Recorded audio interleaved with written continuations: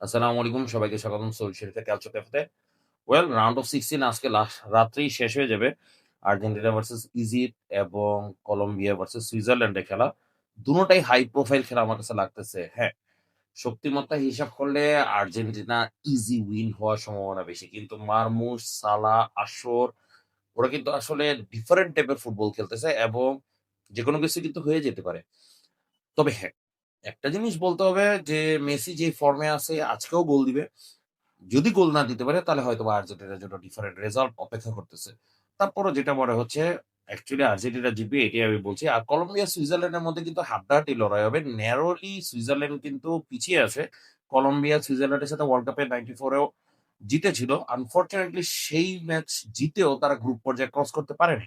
বিখ্যাত পাবলো এসকোবারের হত্যার কাহিনী তো আমরা সবাই জানি যে কলম্বিয়া সেইবারে টপ ফেভারিট ছিল কিন্তু কথা হচ্ছে তারপরও তারা নেক্সট রাউন্ডে যেতে পারেনি। আর বাদবাকি কোয়ার্টার ফাইনালের খেলাগুলো কিন্তু অলরেডি সেট হয়ে গিয়েছে। Spain versus Belgium, France versus Morocco, Norway versus England. Wow! মানে সকল ১ম দিকে দেখা গেছে ইউরোপিয়ান দলগুলো কিছু করতে পারতেছে না। সেই জায়গায় কিন্তু আস্তে, আস্তে ইউরোপিয়ান দলগুলো কিন্তু ফিরে এসেছে। অ্যান্ড স্পেন, বেলজিয়াম সবচেয়ে শকিং একটা আমি চিন্তা করলাম। পর্তুগাল মনে করেছিলাম কিছু একটা করতে পারবে। কিন্তু স্পেনের বিরুদ্ধে ডিজার্ভিংলি স্পেন জিতেছে। What a passing! What a football they played! চমৎকার খেলা খেলে শেষমেশ মেরিনোর গোলটাতে জিতে গিয়েছে এবং ৯০ মিনিটের পরে গিয়ে স্পেন গোল করতে পেরেছে। পুরাটা ম্যাচ স্পেনের আধিপত্য ছিল। দুটোটা গোলকিপারই খুব ভালো খেলেছিল এবং লাস্টে স্পেন জিতে গিয়েছে। এখন বেলজিয়ামের সাথে খেলা এবং বেলজিয়ামের কথা বলতে ১ম ম্যাচেই ইজিপ্টের কাছে যেভাবে ড্র করে তারা, তো মনে হয়েছিল বেলজিয়াম শেষ ম্যাচে ড্র করে হয়তোবা বাদ পড়ে যেতে পারে। সেই জায়গায় বেলজিয়াম নিউজিল্যান্ডকে জাস্ট ৫-১ গোলে উড়িয়ে দেয়। নট অনলি দ্যাট সেনেগালের কাছে তারা হেরে যেতে ৯০ মিনিটের পরে ৮৬ মিনিটে তারা শোধ করে আস্তে, আস্তে ২-২ গোলে ড্র করে শেষমেশ তারা ম্যাচ জিতে যায় ৩-২ গোলে সেনেগালের সাথে রাউন্ড অফ 32 তে।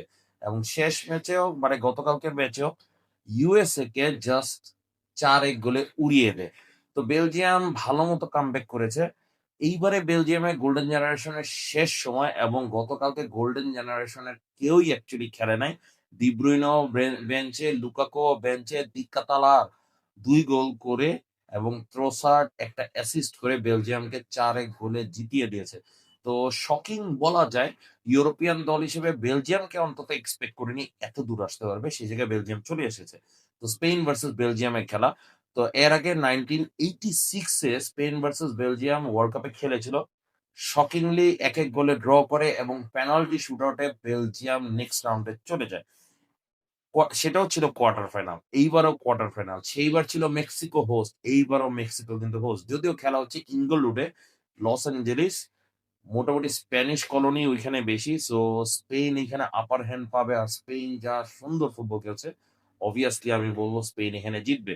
তবে বেলজিয়ামও কিন্তু যথেষ্ট আপসেট ঘটাচ্ছে। নিউজিল্যান্ডের সাথে আমি এক্সপেক্ট করিনি ৫-১ গোলে জিতবে।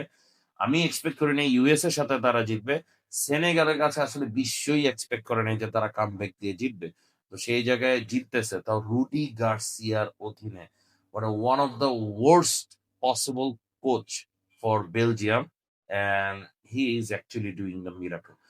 নেক্সট যেটা France versus Morocco obviously top notch খেলা। গতবারের সেমিফাইনালিস্ট ২ টা। ফ্রান্স এখন পর্যন্ত ৬ বার মুখোমুখি হয়েছে মরক্কোর সাথে। ৬ বারের মধ্যে কখনোই হারে নাই। গতবারও জিতে গিয়েছে ২-০ গোলে। তো এইবারে কি প্রতিশোধ নিতে পারবে মরক্কো? খেয়াল করে দেখেন, দুটোটাই কিন্তু প্রতিশোধ পরায়ণ ম্যাচ। মানে বেলজিয়াম হারিয়েছিল এর আগেরবার স্পেনকে, এইবারে স্পেন প্রতিশোধ নেওয়ার একটা চান্স আছে। মরক্কো হেরে গিয়েছিল ফ্রান্সের কাছে, এইবারে প্রতিশোধ নেওয়ার চান্স আছে। ফ্রান্স যদি অনেক বেশি শক্তিশালী দল, তবে মরক্কোকে কিন্তু ফেলে দেওয়া যায় না। আরেকটা প্রতিশোধ পরায়ণ ম্যাচ কিন্তু কোয়ার্টার ফাইনালে এসে পড়েছে। সেটা নরওয়ে ভার্সাস ইংল্যান্ড। হ্যাঁ, ইংল্যান্ড, নরওয়ে এখন পর্যন্ত ১২ বার মুখোমুখি হয়েছে। ৭ বার ইংল্যান্ড জিতেছে, ২ বার নরওয়ে জিতেছে, ৩ বার ড্র করেছে। শকিং বিষয়টা হচ্ছে 94 ওয়ার্ল্ড কাপে কিন্তু ইংল্যান্ড কোয়ালিফাই করে নাই এবং সেই ওয়ার্ল্ড কাপ কিন্তু বাদ পড়ে নরওয়ের কাছে। নরওয়ে যে ২ টা ম্যাচ জিতে, সেই দুটোটাই কোয়ালিফিকেশন রাউন্ডে জিতে। যদিও সেইবার না, আগেরবার কোয়ালিফিকেশন রাউন্ডে জিতে। 94 এর কোয়ালিফিকেশন রাউন্ডে নরওয়ে ১ম ম্যাচ ড্র করে নিজেদের মাঠে ইংল্যান্ডে গিয়ে ওয়েম্বলিতে গিয়ে ইংল্যান্ডকে হারিয়ে আসে। হালান্ড ছিল, হালান্ডের বাবা ছিল তখন নরওয়ের প্লেয়ার। ইংল্যান্ড বাদ পড়ে ওয়ার্ল্ড কাপ থেকে। তো এইবারে ইংল্যান্ডের একটা প্রতিশোধ নেওয়ার চান্স আছে। ওয়ার্ল্ড কাপে তারা কখনোই এর আগে মুখোমুখি হয় নাই। এই ১ম তারা মুখোমুখি হচ্ছে। আবার অপর পাশে যদি বলি হালান্ড ভার্সাস কেইন, চমৎকার ম্যাচ হবে। সল্লদ ভার্সাস রাশফোর্ড, বেলিংহাম ভার্সাস ওদেগার্ড, মানে হাই প্রোফাইল ব্যাটল। 66 এর পরে যদি অ্যাকচুয়ালি ইংল্যান্ড জিতে, তাহলে এইবারে যথেষ্ট চান্স আছে। তার চেয়েও মজার বিষয়, ইংল্যান্ড প্রতিবারই এই কি ওই যে it's coming home, it's coming home. এইবারেও বলতেছে, বাট আগের তুলনায় কিন্তু তুলনামূলক কম। নট অনলি দ্যাট, এবারে ইংল্যান্ডে ওই যে অন্যান্য সময় যেরকম মিডিয়া ফাটায় ফেলে যে ইংল্যান্ড জিতে যাবে, এড করবে, ওই করবে। এইবারে কিন্তু করতেছে, বাট তুলনামূলক কম। অপর পাশে নরওয়ে ব্রাজিলকে যেভাবে উড়িয়ে দিয়ে এসেছে, সে জায়গায় কিন্তু ইংল্যান্ডের বিরুদ্ধে একটা ভালো চান্স আছে ফাইট দেওয়ার। তো তিনোটাই হাই প্রোফাইল ম্যাচ। তিনোটার মধ্যে থেকে তার মানে সেমিফাইনালে আমরা ইউরোপিয়ান অন্তত ২ টা দল দেখতে পারতেছি। তবে হ্যাঁ, মোরক্কো ফ্রান্সকে যদি হারিয়ে দেয়, তাহলে ওই যে অন্তত ২ টা দল, ৩ টা দলেরও দেখা হওয়ার সম্ভাবনা আছে। কারণ কি Spain, Belgium, Norway, England. Group পর্যায়ে ১ম দিকে এশিয়ান দলগুলো যেভাবে উঠে এসেছিল, আনফরচুনেটলি ফিনিশিং তারা দিতে পারে নাই। এবং গ্রুপ পর্যায় থেকে মাত্র ২ টা দল, তাও অস্ট্রেলিয়া একটা দল এবং জাপান একটা দল, ২ জন দল গ্রুপ পর্যায়ে ক্রস করতে পারে। আনফরচুনেটলি জাপান ব্রাজিলের কাছে হেরে বাদ পড়ে। আর এদিকে অস্ট্রেলিয়া ম্যাচুরিটির কাছে, মানে ইজিপ্টের কাছে বাদ পড়ে যায়। তো আফ্রিকা থেকে ৯ টা দল নেক্সট রাউন্ডে আসে এবং সেখান থেকে মাত্র ২ টা দল রাউন্ড অফ 16 এ আসে। এর মধ্যে একটা দলের খেলা আজকে রাতে, সেটা আর্জেন্টিনার সাথে, যেটা সম্ভাবনা বেশি আর্জেন্টিনার জয় পাওয়ার। তো শুধুমাত্র মোরক্কোই আছে যে ফ্রান্সের সাথে খেলা। তো আফ্রিকা বা ছোট দলগুলা যাওয়ার জন্য আসলেই এক্সপেক্ট করব। তবে France is too much strong. তো দেখা যাক, ভালোই লাগতেছে এইবারে ওয়ার্ল্ড কাপ গুলা। আর যদি আজকে রাতে সুইজারল্যান্ড জিতে যায়, তার মানে আরো একটা দল, ইউরোপিয়ান দল কিন্তু চলে আসতে পারে। আর সুইজারল্যান্ড আর্জেন্টিনার ম্যাচে, যদিও আর্জেন্টিনা আপার হ্যান্ড, তারপরও সুইজারল্যান্ড এত দূর কখনোই আসে নাই। স্পেন এখন পর্যন্ত ওয়ার্ল্ড কাপে গোল খায় নাই। সুইজারল্যান্ড একটা টিম যে কোনো গোল না খেয়ে ওয়ার্ল্ড কাপ থেকে বিদায় নিয়েছিল।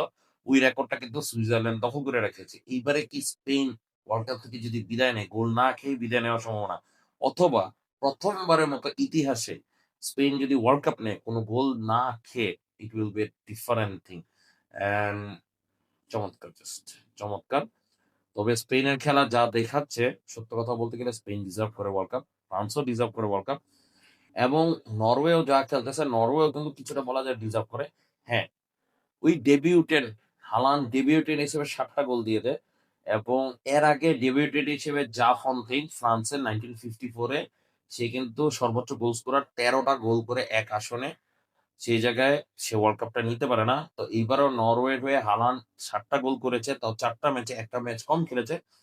যদি সে আরেকটু বাড়িয়ে নিতে পারে, সে হয়তোবা ১ম বারের মতো জা ফন্তেইনের রেকর্ডটা ব্রেক করার একটা সম্ভাবনা আছে। তাও ডেবিউ ওয়ার্ল্ড কাপে। দেখা যাক, আশা করি ভালো খেলা আমরা পাবো। আজকে রাতের জন্য আসলে খুব চিন্তিত। কারণ কি মোহাম্মদ সালাহর হয়তোবা শেষ ওয়ার্ল্ড কাপ এবং এবারে বিদায় নিয়েছে already Neymar, already Ronaldo, already Ochoa. তো সালাহ যদি বিদায় নেয়, তার মানে পরিপূর্ণ সবাই না ওয়ার্ল্ড কাপ না পেয়ে বিদায় নিচ্ছে এবং নয়্যারও বিদায় নিয়েছে। তবে কেন জানি মনে হচ্ছে এই যাত্রা মেসি, সালাহর মধ্যে অবশ্যই মেসি টপার। সো সেই জায়গায় মেসিও কিন্তু শেষ ওয়ার্ল্ড কাপ। তো মেসি বিদায় নেওয়ার সম্ভাবনা আছে। হান্স কেন জানি মনে হচ্ছে যে সালাহ হয়তোবা বিদায় নাও নিতে পারে। দেখা যাক। আশা রাখি। আসসালামু আলাইকুম।